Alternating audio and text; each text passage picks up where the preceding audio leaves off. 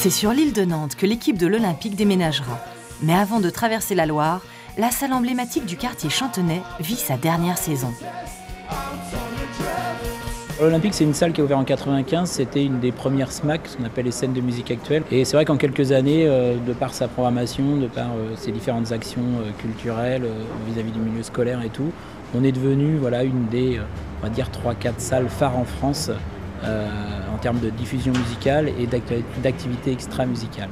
Retour sur les débuts de la salle. À partir de 1927 et pendant 40 ans, l'Olympique est une salle de cinéma populaire. C'est une grande partie de ma jeunesse, en fin de compte. Et puis, premier cinéma, avec une mémoire très précise de mon premier film qui était Les Révoltés du Boulot. Agnès Varda, avec son film Jacques de Nantes, rend hommage à cette salle de cinéma chère à Jacques Demy. Un beau jour, ce cinéma a fermé ses portes, donc à la grande déception de tout le monde, et a rouvert ses portes en tant que supermarché. Et à cette époque-là, moi, j'étais boucher. Oui. Le théâtre Majestic succède à la Supérette et en 1994, l'Olympique fait à nouveau peau neuve pour devenir une salle de concert. Le défi est de taille, conserver l'âme du lieu tout en lui insufflant une nouvelle dynamique. La singularité architecturale de l'Olympique, c'était déjà de garder la façade, je dirais, en l'état pratiquement, puisqu'on y a fait très peu de choses parce qu'elle avait déjà son identité. Bien connus des spectateurs, les boucliers acoustiques sont la petite touche anglaise apportée par les deux designers associés au projet.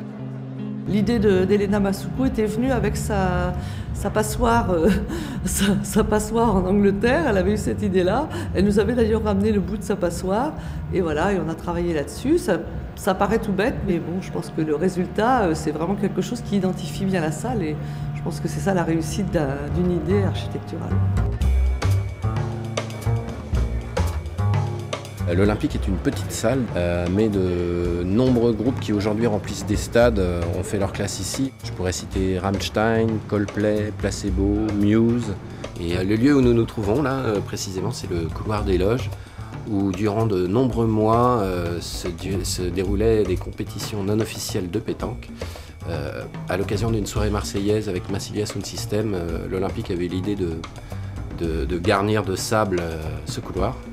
Et l'idée a tellement plu à la fois à l'équipe de l'Olympique et aux artistes qui y passaient, comme Sean Lennon ou Elliott Smith, qu'ils l'ont gardé durant de très longs mois avant le passage de la commission de sécurité.